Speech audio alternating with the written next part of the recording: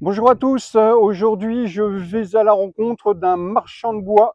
Effectivement, vous êtes très nombreux à me poser des questions. Le bois, quand, quoi, quelle essence, comment... Allez, on essaye de vous en dire un maximum. Aujourd'hui, je suis avec Clément Chavat. Clément, bonjour. Bonjour Eric. Je te laisse le soin en quelques mots présenter ta société.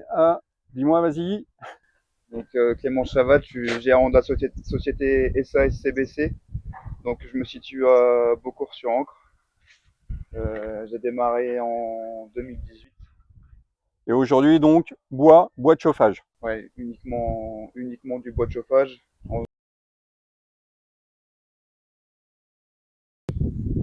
je vais vous donner un exemple concret. Donc ici du bois que je viens de prendre là, il y a 2 minutes. Et ici à gauche du bois qui a été vendu il y a 1 an, on va dire. On voit que Donc la couleur, un la indice. couleur est noircie. D'accord. Tout ce qui est un peu terni, passé, grisonnant, ça c'est du bois sec. Il y a aussi la présence de quelques fissures sur la bûche. Ici, il n'y en a aucune. Ouais, ça ressemble un petit peu à du bois de, bon, désolé, mais j'allais dire du bois de palette, à des choses comme ça. On est sur quelque chose qui est très pressé, qui est très concentré. Donc tous ces Il y a éclats, aussi, toutes ces fissures, c'est effectivement des signes, des signes. Le poids peut-être. ouais, aussi Ouais. le poids, là, c'est vraiment du bois léger. Là, c'est du bois lourd. Voilà, on a l'humidité en plus effectivement dedans. Ok.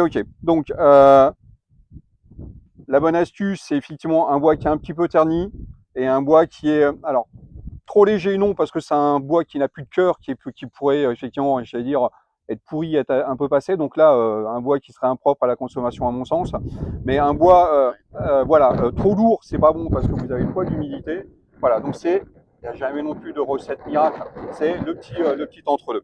La bonne période pour commander du bois chez toi, c'est quoi? Enfin, je vais revenir aussi au niveau du séchage. Enfin, si vous pouvez acheter un humidimètre et vérifier votre bois avant la combustion. Et donc pour toi, un taux d'humidité, ça serait quoi? Entre 15 et 18%. D'accord, ok. Enfin, 20% grand max. Ouais, grand max. Moi, j'avais effectivement, lorsque j'utilisais, je préférais entre 10 et 15, mais ouais, effectivement, 15, 18, 20, c'est déjà costaud. Ça va aussi dépendre des conditions de séchage et des conditions, enfin, à la date auquel vous achetez votre bois. Donc pour toi, la bonne date, la bonne période pour le stocker à nouveau peut-être quelques mois, quelques semaines à domicile. La bonne période pour toi pour commander du bois chez un marchand de bois, c'est quoi? Moi, j'ai habitué mes clients à ce qu'ils prennent au printemps, c'est-à-dire avril, mai, juin. Bon, on va dire avant l'été, avant le 15 juillet. Ouais, déjà, ça évite les rushs, ça évite les grosses périodes, un petit peu comme le ramonage. Là, je vais pleurer pour ma paroisse. L'anticipation qui est toujours un petit plus, hein, plutôt que d'attendre malheureusement d'être pris au dépourvu pour appeler soit le marchand de bois, soit le ramoneur. L'anticipation, je pense qu'effectivement, dans nos professions, c'est le mot d'ordre. Euh, Comment pour toi, moi j'ai mon point de vue là-dessus, je voulais avoir le tien, euh, un bon stockage de bois, pour toi c'est quoi, c'est comment, à moindre coût, qu'est-ce qu'un client peut mettre en place pour correctement stocker son bois? À moindre coût, c'est déjà le bois, c'est mettre quand vous le rangez, mettez pas les temps dessous pour que ce soit aéré. Ne pas le bâcher complètement, laisser ouvert de chaque côté, mettre une bâche ou bien une tôle au-dessus. D'accord. Donc effectivement, on laisse l'air et les intempéries chasser la sève, sécher tout ça. On évite les remontées d'humidité par capillarité au niveau du sol en rehaussant au niveau d'une palette.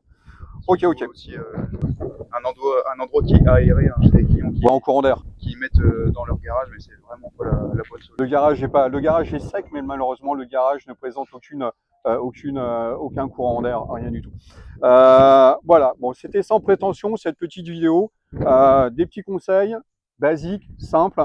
Voilà, ça vaut ce que ça vaut.